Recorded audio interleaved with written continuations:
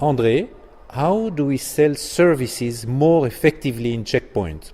As you all know, we have fantastic teams working day in day at our customers, doing all the things we promised our customers to do. The only thing is we need to sell it. And selling services is not a standard product with a standard price list, it's a team effort. So, as with all products, identify all the needs at customer side, which are important for the customer to be solved, which he cannot solve. Go back to your organization, and the first thing to do is speak to your service business manager and discuss all the possibilities. When those are identified and agreed, create the package, agree on the pricing, and preferably go together to the customer and sell our offering. So André, when we talk to our customers, what are the benefits for them in contracting a service contract or a check care package from Checkpoint? On one side, it is protecting their investment. They're investing normally quite a significant amount of money in the hardware. Just by installing the hardware and explaining one time will not bring the return on their investment and keep up the spirit in their ES systems. Also, a very good benefit for the customer is that beforehand he really knows what he should expect from Checkpoint. We agreed the package, we agreed the server level, we agreed the KPIs, and we also agreed the pricing. So upfront, the customer exactly knows the cost he is yearly spending on his ES investment. In generating service revenues, what are the key do's and don'ts? The key do is do it as a team. The key don't is don't do it on your own. Always connect to your field service manager and really agree beforehand what the package is and what the pricing is. That is the only way we can guarantee that we meet customer expectations, customer is happy and will continue the contract. Have you seen differences in approach, in implementation, in level of success in developing service revenue across the geographies of Europe? Yes. To say it in the positive countries, we have seen UK and Benelux, where field service business managers are very strongly cooperative, working with the sales team. Sales teams also there understand that they're commissioned about the field service revenues, so it's also in their benefit to stretch out the field service sales as much as possible. And by only what I'm saying, by really cooperating together, field service, sales, but also upper management, agree on what we're doing up front, create the package, create the pricing, go to the customer and agree, is the successful way. There are also countries where there is no connection between field service and sales, and we see really in those areas that the service is simply giving away for free. Things you get for free will not have any value at all, also not for the customer. Can you tell us what are the lessons learned to be successful in international key account deployments? It's communication. Because only what you know you can follow. And what we have not done too good in the past is to set up some rules and especially to follow the rules. So what we try to do different, and we have done it in the first Lidl rollout, we have documented everything. We have shared that via webinar, and we have trained the people, and we were there for questions and answers, and that is the key for success so far.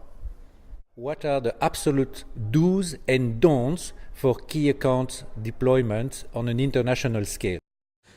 Yes, do's and don'ts. That was lessons we have learned in the past. So do provide training, and training is key.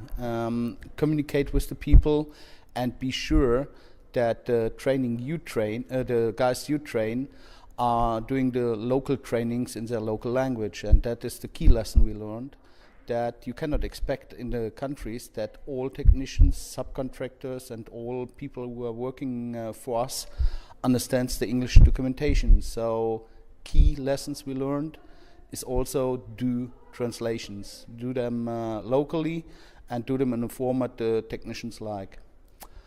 Don'ts is don't think your country is special. I hear that always when I'm traveling around.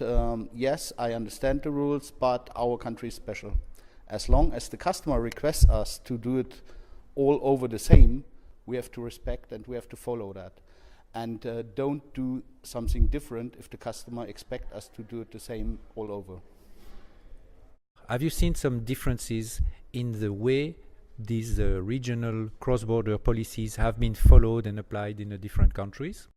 Yes, I've seen huge differences. So, for example, it starts with the tools.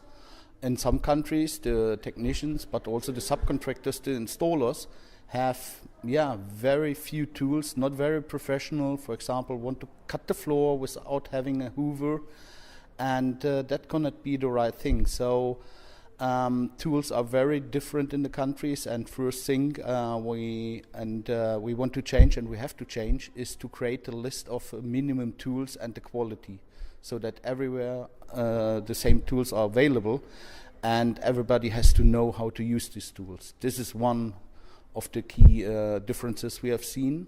And also some countries are following absolute rules, no questions, and some try to find always different or better ways. For sure, maybe there are better ways existing for that country, but as long as the customer asks us to do the same, we have to follow that. And if a guy in a country has a better idea, I'm open to discuss the ideas with him, and I give him the explanation why or why not to follow that. And if it's a good idea, I will share that with headquarters, and maybe we'll change the rules. But very important is first internal discussion, and then we go to the customer. What are our improvement priorities? Next to the communication, what I already said is key, is we will measure from each and individual guy who's working for us, independent is it a technician or a subcontractor. We want to know the level of experience, the level of knowledge he or she has, and we want to improve. So first we measure the knowledge level, and then we start sessions, training sessions, to improve that knowledge. This is very key, because when you have experienced guide, you can provide good work. And from this organization, do we have a competitive advantage? For sure we have. Our advantage is the big team we have in the field. We have near to 500 technicians worldwide, own technicians, and the same number of subcontractors working for us. And these are the power we have at customer side. And when we do the training and documentation well, we can provide the same service, the same quality, and the same results, good results in each and every country and in every store. So when the customer closes his eye and he fly over another country, he will not see any difference in quality. Quality is key number one, because the products are there, the products are good. It's up to us to install them well.